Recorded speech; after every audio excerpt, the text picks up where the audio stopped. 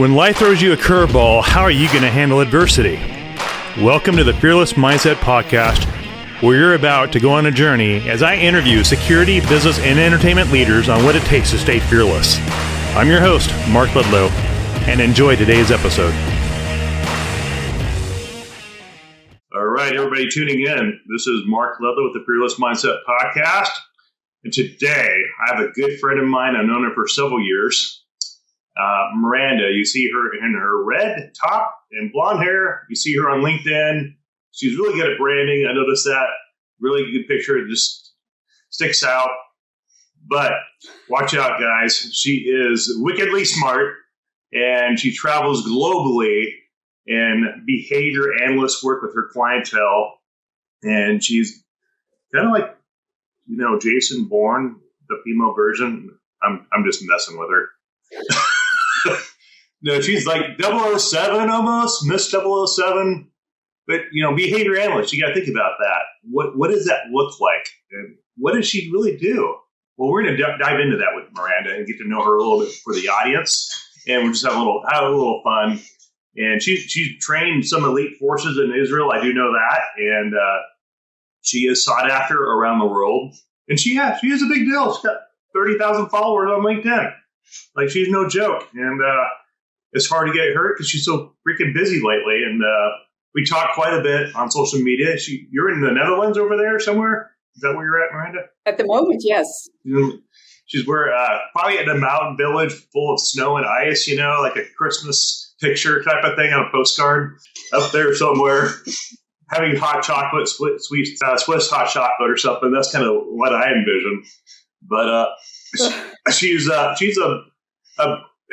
probably the most encouraging friend I have in Facebook, and she's always complimentary of everybody, always taking the high road. I like her little verses she has and stuff that she does on social media, and I'm glad I could call her a friend, and I have her trust. You have to earn people's trust in this business, and in the security industry, the EP industry, but just in business, it's hard to earn trust. But once you earn that trust, it can take you very far. But the trick is, folks, if you're young and getting in this industry, if you lose that trust, you'll never get that back. So if I can give you any words of advice, don't burn bridges. It's so not worth it in the business world, especially in this industry that is so tight-knit. Everybody knows everybody. But I'll leave that as a gold nugget. But I just want to introduce Miranda and thank her for her time. She's very busy, so it's hard to get her on anything. She's got so many Zoom calls. She probably lives on Zoom half the day anyway, doing WebEx and Microsoft Teams and all that type of thing. How you doing, Miranda? Thanks for coming on. Thank you for having me. Oh, yeah, I'm doing well. Thank you. As you said, I'm just insanely busy, but I'm grateful to be here. Thank you for inviting me. You bet. Yeah, it's what does a day look like for you? And just running your own business now, you've been going at it for a while. You've been traveling around the world. I see your Facebook feed pictures of the airport with a suitcase with your mocha or something, looking at a jet. I mean, you have been running around. Yeah. I think I travel about 200 days-ish out of the year. So yeah, I travel a lot. I almost hit each continent every year. So yeah, I'm all over, literally. I'm grateful for it. I mean, it sounds amazing, but of course it's very tiring to travel, and especially the time zones.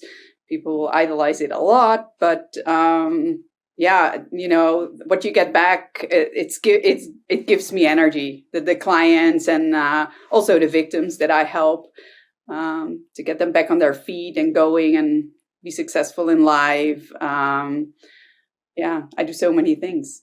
What do you hate most about traveling?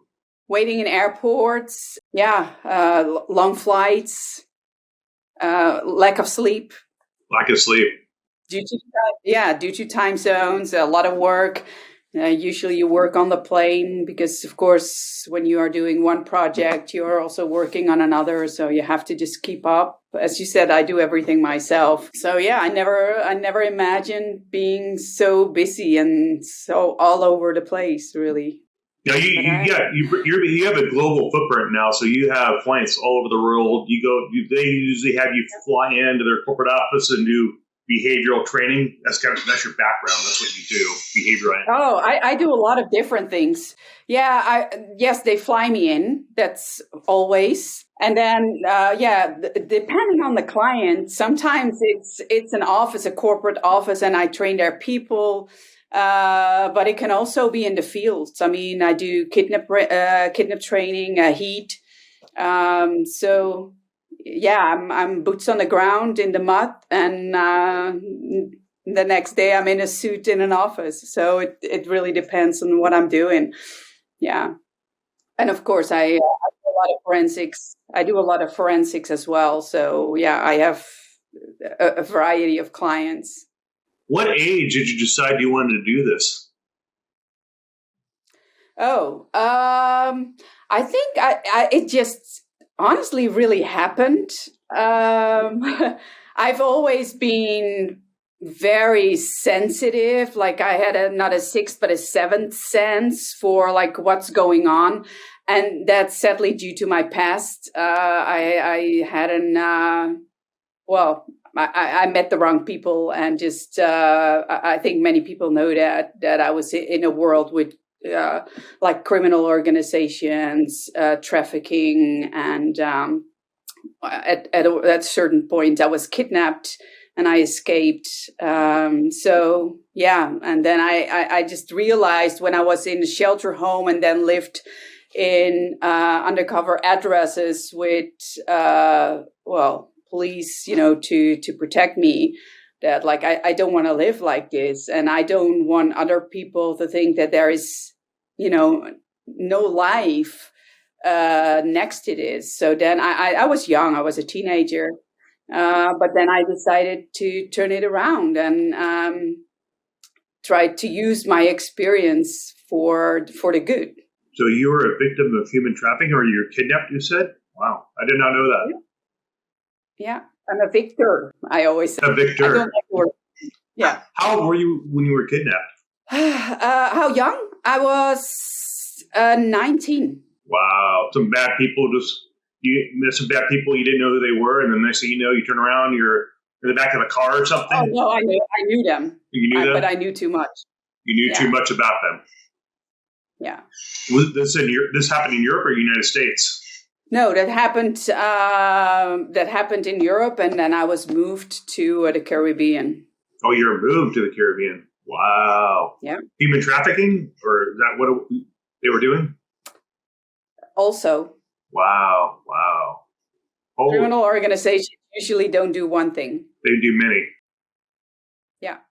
Whoa. So you escaped that, and then you found a niche that you understood and you were good at because you lived it. Okay. Yes. Okay. Yeah. Now I'm understanding it more. And I was just fascinated by people in general later, just like, why do people do certain things, and how is, what is fear and what is anger? And so then I started studying it, and luckily I just was asked by an organization to come help them out, a security organization, and there I was scouted by an Israeli organization, and because you could not apply there for a job, and I started working with them, and it just felt like everything came together: my experiences, my studies, and of course now 30 years later I'm still doing it. So what a story. Wow, it's very powerful. And human trafficking is such a big business right now. People really don't realize it. Like, for example, I talked to a couple from Texas, and they're working with Elena Stott. You probably know them, Elena and Dean Stott. Yeah.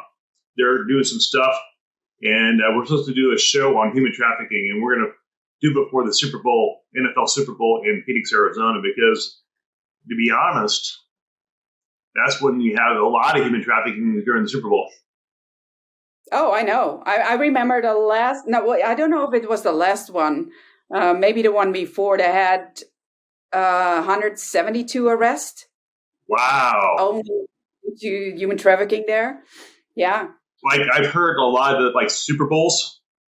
There's a lot of women that fly in to work the industry, and they're providing adult services to men or some team players.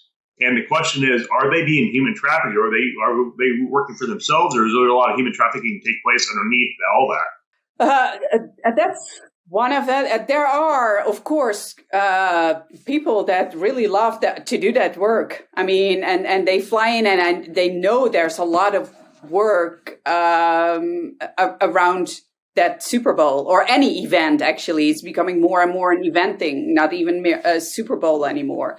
But yeah, there are a lot of people being trafficked to that area. And a lot of Airbnbs, kind of hotels, motels are being already rented almost for that. So, yeah. So the human trafficker will rent an Airbnb, bring the girls in, the boys in, to whoever and then they'll start using websites or something. Is that how they attract the people to come in? Is that how they usually do that? It can be websites. It can be chat sites, like on Telegram, for instance. They have special chats, dark web, word of mouth. There are people walking around. They know exactly who to approach. So, and usually a lot of people know. They just know. They're in the know. Yeah. Wow. Different world. Now, that you work with corporations on this, how have you been able to work with corporations? You just train them on what to look for within their corporation, their culture. That kind of what you do in those aspects. Yeah. When I train them and then I advise them. So I'm also, because I just recently with a couple of friends started our own non-for-profit called Analyst, also to fight human trafficking. And I work with other organizations as well, because I feel like it's not a one-man show. I mean, we all need to work together to stop this evil. You know, I don't like the ego thing and like the Superman behavior or woman behavior in my case. But yeah, we all work together and we try to stop this. And what I do is I talk to a lot of organizations. Recently I spoke with the FBI just to see what they do and what stops them, and how we as outsiders, let's say non-law enforcement but non-profit, how we can help them, how you can work together, because it's still so siloed. So I want to make that connection and see how we can work together. So I do a lot of meetings because my network is huge. So I can make those connections oftentimes. Of course, I work with a lot of other nonprofits who are fighting human trafficking all over the world, actually. I do trainings, and the trainings are really aimed to, like, what is human trafficking really, and how do you recognize it, and what can you do? Because if you don't know what you're looking for, you will never see it. You know, and so it can be at hotels, it can be at airports. So for airport employees, it can be, like anywhere, really. I mean, anywhere you go, schools, shopping malls, you see them really once you start to see it, you cannot not see it. So then you have to do something with it. And even if you're afraid to do something, you can at least write down, what you saw that person was wearing, or what they were doing, or what way they were going, or a number plate, and just, report it. I mean, there is a human trafficking hotline even in the US. So definitely in the US, you are far ahead with that, thankfully. Yeah, I see more signs in the restroom, like the men's restroom. You go in the men's restroom, and usually on the wall, you have the urinals on all, boom, right there in your face. If you're being human trafficked, please call this line, we'll help you. It's like in the mall, in Southern Oregon of all places, like, oh, okay. But it's a big business. I had no idea. It's probably $1 billion industry. Yeah, yeah, but it's really hard. I see them putting numbers up also for people that maybe are trafficked. But the thing is, if you are trafficked, you usually are not in control of your own phone. So it's really hard to even have a phone, first of all, or to just call any other numbers. There's a lot of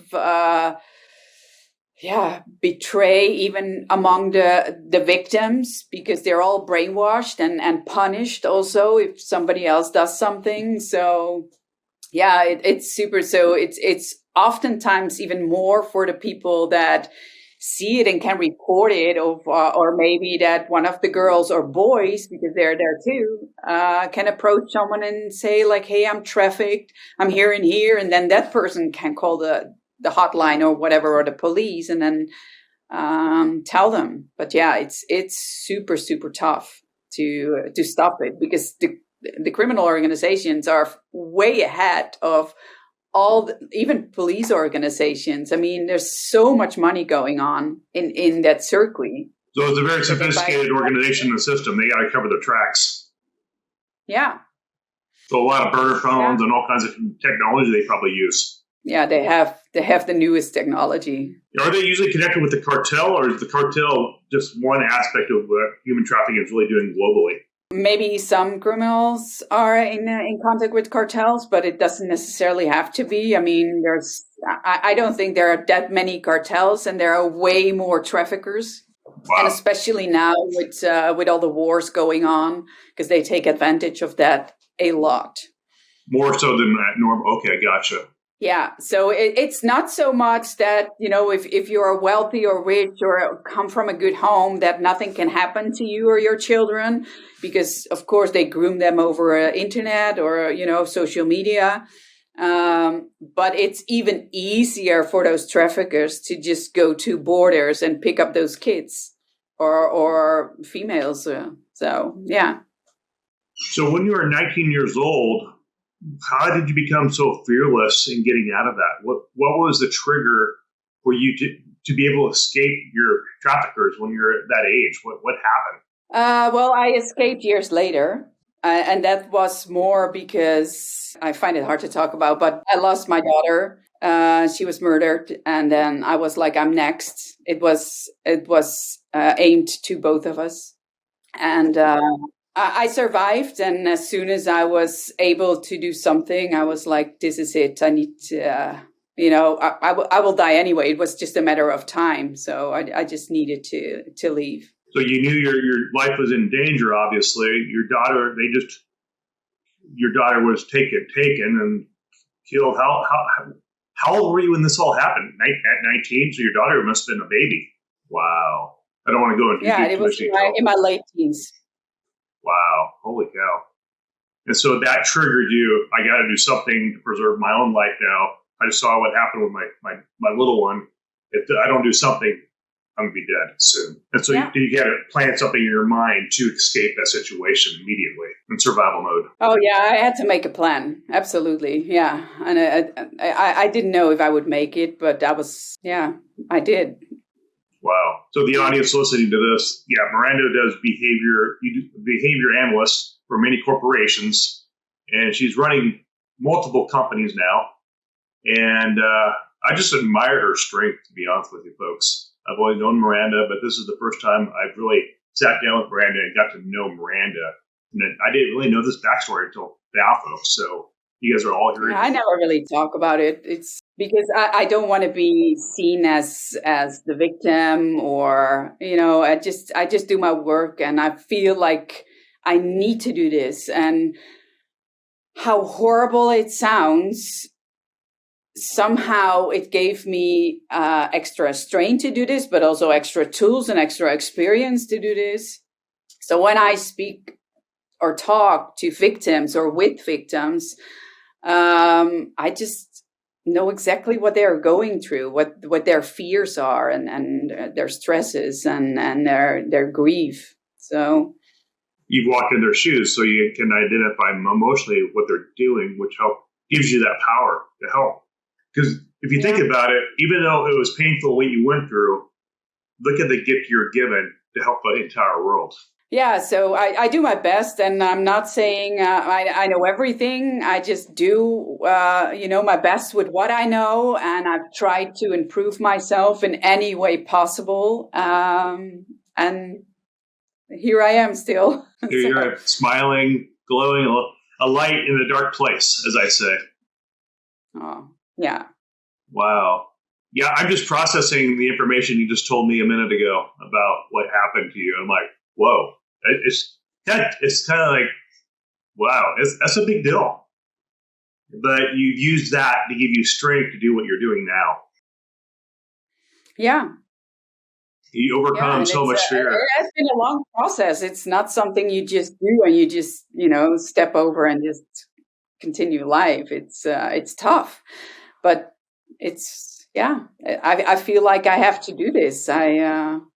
I love what I do, and especially in combination with security and protection in the last 20 years, 25 years. You've been at it for a while. Yeah, I'm in the industry for over 25 years. Dang, you're just a youngster. You look so young. You have those young genes. You look like a supermodel over there. Oh, absolutely not. No. Wow. What's your advice? I mean, you talk to a lot of people, Miranda, and we're going into 2023. You talk to a lot of people that need, close protection officers and all that. What do you see as far as 2023 from a demand for security support? Because we have a lot of EP guys and a lot of law enforcement folks that want to get in the bodyguard protection industry that listen to the show. But we have a lot of different, we have business leaders that listen to the show as well, that are followers of Frank Muir and many other guests I've had. What's your advice to those folks who are like, okay, what does 2023 look like? Because you talk to a lot of people at very high levels. What are you hearing out there? What it looks like, you mean? Yeah, what it looks like for the industry. Is it going to get busier? Oh, absolutely. Yeah. I mean, we cannot deny the world is going crazier. So yeah, lots of people are needing extra security. I mean, from journalists to even business leaders, celebrities, of course. But also a lot. I now see school teachers.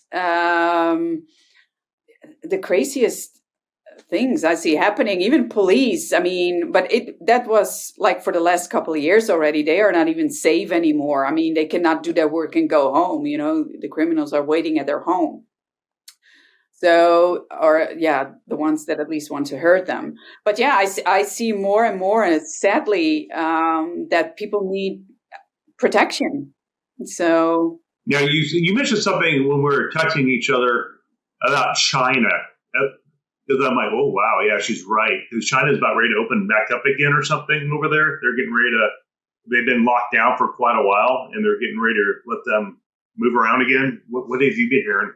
Well, of course, they were in an extremely long lockdown for COVID, and I see it's opening up now. So a lot of them, they just want to leave their country. And I don't know what's going to happen with it, but I mean, next to that, of course, as I said, there are so many wars, and there's not enough place, they think, for everyone there, especially when you're lacking language and, move to another country. So a lot of people will be taken advantage of. So probably with that economy, if it does open up, it'll probably affect the global economy, because people really don't realize that, China has a big influence on the global scale. Oh, they're everywhere. I remember when I was in Libya in the desert and other places as well, but there was like really nothing. It was in the middle of the desert, and it was a little like shed, and a Chinese was in there selling his stuff. And I was like, you guys are really everywhere. I mean, I applaud them for just having such a business mindset that they just, interfere with everything and everyone. But of course, yeah, we'll have to see how that goes. Yeah, I know they're in Afghanistan. They just did that big contract deal with the Taliban for mineral rights and gas and oil and minerals. I'm like, hey, that's a smart move. But I was trying to do the same thing.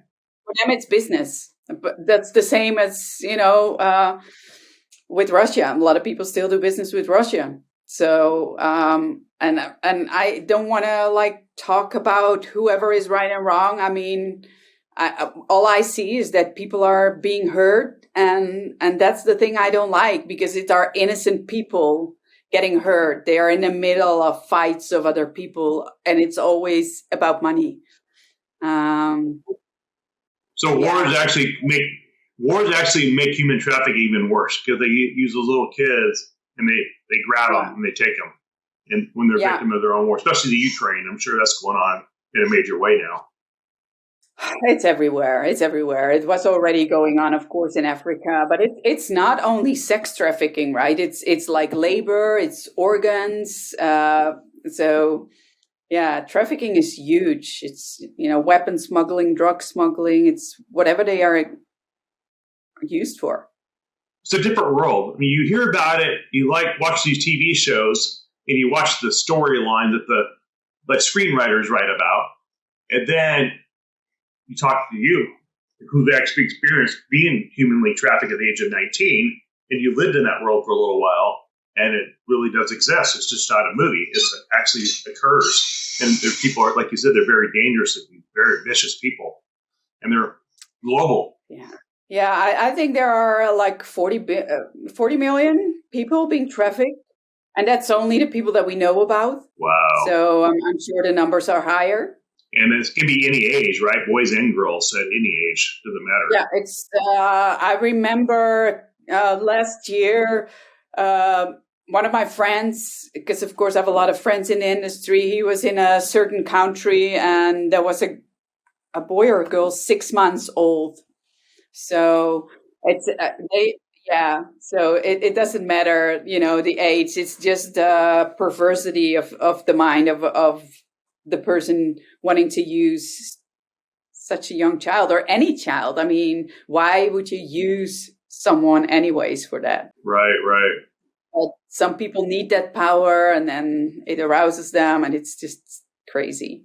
It just shows you how wicked people can be. But you have good and you have evil, and evil is very real in our world. It's so real. People deny it. But I'm like, what makes people do weird, crazy things? It's not the good. It's the evil.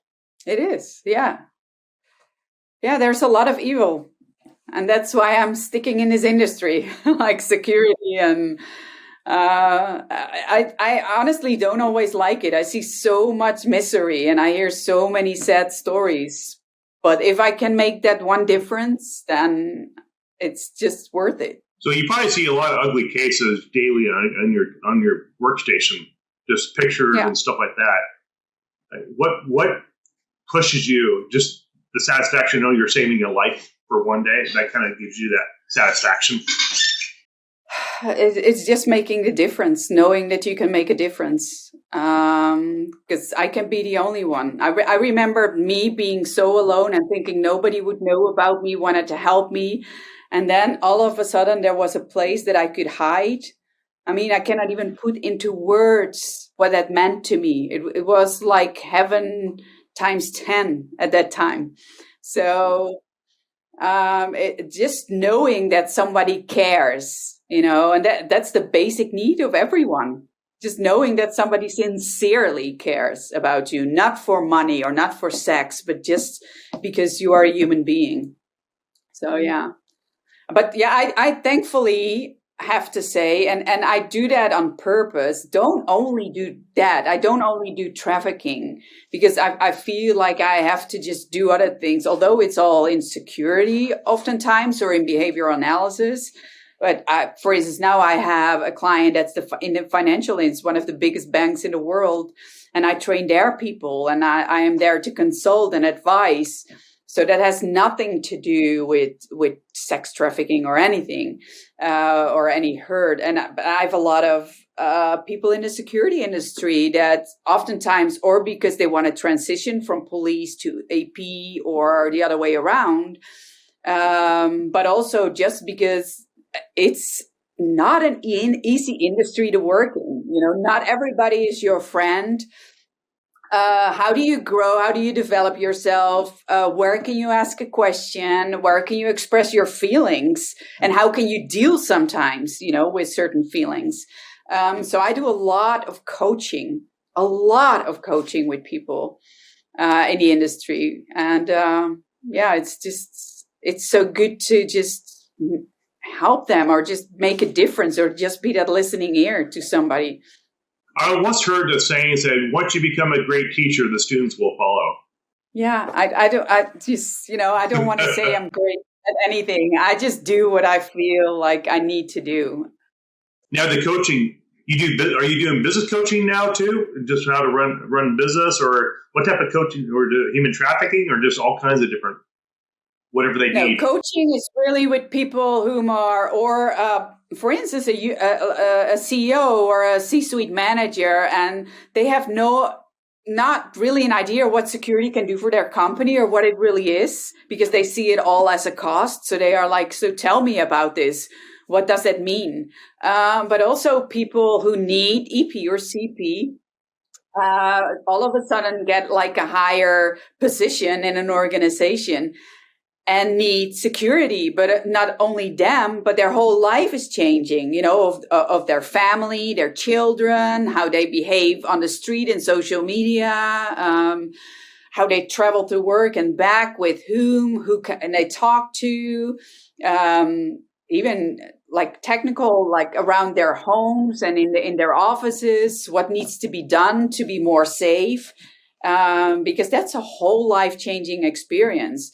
And so I talk to them and coach them and their families where I can, and find the right, of course, close protection or executive protection teams around them. So that's one of the things that I do. And then coaching, like just close protection guys. Just sometimes it's just one chat, and sometimes it's a couple of weeks, sometimes even a year, just to keep them going, because it's a crazy world there. It's very crazy, but it's fascinating to me that you're working at that level now. You went from at 19 years of age, you were involved with what you're doing. You had major trauma, huge life trauma, and now you project your life to where you're at now, and now you're working with CEOs at C-suite level, educating and training them on, the threat. You're having those conversations.